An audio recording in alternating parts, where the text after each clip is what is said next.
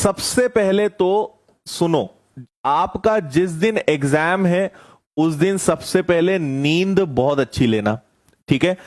दूसरी बात, exam centre अगर आप जैसे इंदौर जा रहे हो या कोई नई जगह जा रहे हो तो एग्जाम सेंटर को पहले ही पता लगा लेना, एग्जाम सेंटर कहां है, वहां जाने की व्यवस्था क्या रहेगी। और दूसरा, एग्जाम सेंटर पे जितना जल्दी पॉसिबल हो एकदम मार्जिन मत लेके चलना कि सपोज 9 बजे पेपर है तो 5 मिनट पहले पहुंचेंगे, कम से कम आधे घंटे पहले पहुंचना है ना। और बैठे रहना मस्त वहां पे, कोई टेंशन नहीं, मस्त लोगों को देखो, बातचीत करो। कुछ लोग आपको वहां पे पढ़ते हुए दिखाई देंगे, कुछ लोग टेंशन में दिखाई देंगे, उस माहौल को एंजॉय करो, है ना। एग्जाम वाले दिन अगर आपने पढ़ाई करी, आपका पूरा दिमाग खराब हो जाएगा एग्जाम में जाके, ठीक है। आपकी जिम्मेदारी है एग्जाम वाले दिन जितना आप रिलैक्स रहोगे, कूल रहोगे, उतना ध्यान रखना। और याद रखना, पिछले आपने 3, 4, 5 महीने, जितने महीने से आप पढ़ाई कर रहे हो, 2-4 घंटे अगर छोड़ भी दोगे, नहीं भी पढ़ोगे तो कुछ बिगड़ना नहीं है। इसलिए मस्त कूल रहो, रिलैक्स रहो, माहौल को एंजॉय करो।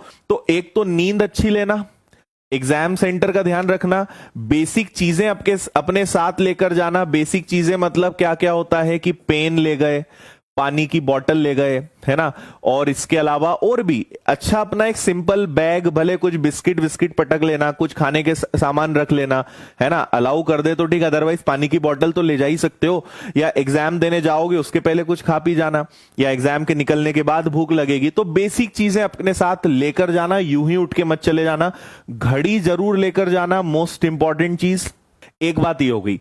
दूसरी बात, अब एक बहुत अच्छी याद रखना, इसको ध्यान से सुन लो सब लोग, टाइम मैनेजमेंट, ठीक है। टाइम मैनेजमेंट का विशेष ध्यान रखना, इसमें गलती आप करने वाले हो। अब ये टाइम मैनेजमेंट क्या होता है वो सुन लो। वैसे आपके पास टाइम भरपूर है, ठीक है, बट स्टिल अपने आप पहले से, जैसे आज आपके पास समय है, आज आप पेपर सॉल्व करो, कल पेपर सॉल्व करो, एग्जाम तक आप जब भी पेपर सॉल्व करो, अपना एक टाइम सेट करके बैठो। जैसे मैं आपको बताता हूं, सपोज आपने सोच लिया कि मुझे मैथ्स को, एक एग्जाम्पल दे रहा हूं मैं आपको, है ना, कि सपोज करिए आपके पास 2 घंटे 120 मिनट है, तो 120 मिनट को बांट दो।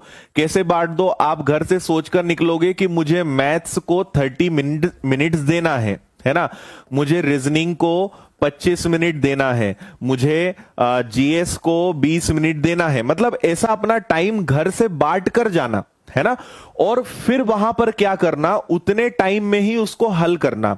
बाय चांस ऐसा लगे कि ठीक है एक आध दो और 5 या 10 मिनट थोड़ा सा मार्जिन लेकर चलना, है ना।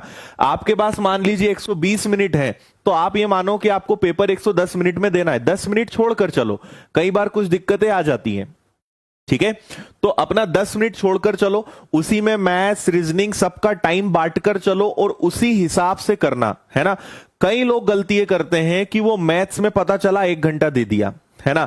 टाइम मैनेजमेंट जैसी कोई चीज ही नहीं रखते, किसी भी सब्जेक्ट को कुछ भी दे दिया, आखिरी में पता चला कि 2-3 सब्जेक्ट तो बहुत अच्छे करके गए और आखिरी के 20-25 क्वेश्चन पूरे ही छूट गए, तो सिलेक्शन होते हुए भी नहीं होगा आपका, है ना।